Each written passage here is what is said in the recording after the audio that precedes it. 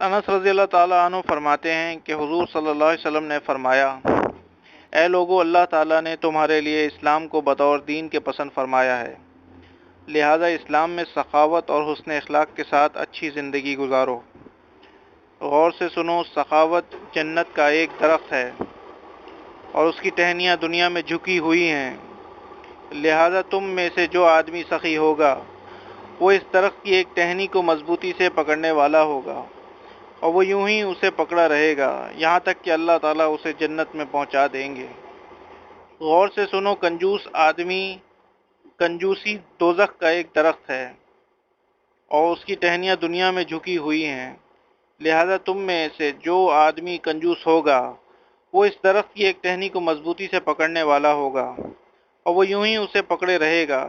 یہاں تک کہ اللہ تعالیٰ اسے دوزخ میں پہنچا دیں گے۔ پھر آپ نے 2 مرتبہ فرمایا،